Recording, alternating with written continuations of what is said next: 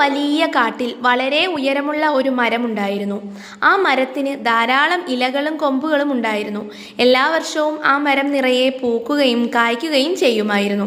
എന്നാൽ കുറച്ചു കാലമായി ആ മരം വളരെ ദുഃഖിതനായിരുന്നു. അവൻ്റെ ഇലകൾ കൊഴിഞ്ഞു പോയിരുന്നു, കൊമ്പുകൾ ഉണങ്ങി തുടങ്ങിയിരുന്നു. എനിക്കിനി ജീവിക്കാൻ താല്പര്യമില്ല എന്ന് അവൻ സ്വയം പറഞ്ഞു. എൻ്റെ ജീവിതം വെറുതെയായി. ഒരു ദിവസം ഒരു ചെറിയ കുരുവി ആ മരത്തിൻ്റെ കൊമ്പിലിരുന്ന് പാടാൻ തുടങ്ങി. അവളുടെ പാട്ട് വളരെ മനോഹരമായിരുന്നു. മരം അത് ശ്രദ്ധിച്ചു. കുരുവിയുടെ പാട്ട് അവന് ഒരു പുതിയ അനുഭവം നൽകി. അവളുടെ പാട്ടിൽ സന്തോഷവും പ്രത്യാശയും നിറഞ്ഞിരുന്നു.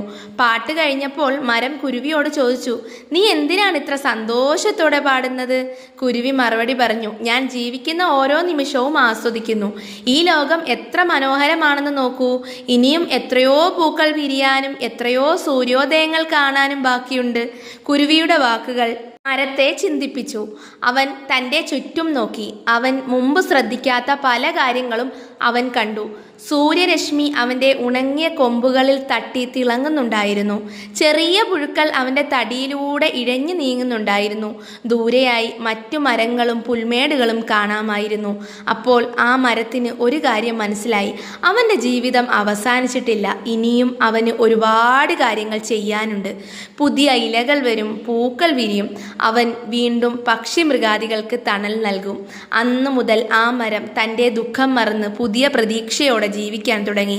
കുരുവിയുടെ പാട്ട് അവന് ഓരോ ദിവസവും പ്രചോദനം നൽകി.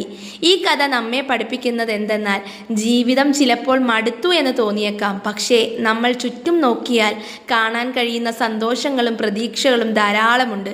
ചെറിയ കാര്യങ്ങളിൽ പോലും സന്തോഷം കണ്ടെത്താനും പുതിയ തുടക്കങ്ങൾക്കായി കാത്തിരിക്കാനും നമുക്ക് സാധിക്കും. ഓരോ ദിവസവും ഒരു പുതിയ അവസരമാണ്. അത് ഉപയോഗിക്കുക, മുന്നോട്ട് പോവുക. ഈ കഥ നിങ്ങൾക്ക് പ്രചോദനമായെങ്കിൽ ലൈക്കും ഷെയറും ചെയ്യുക. Thank you.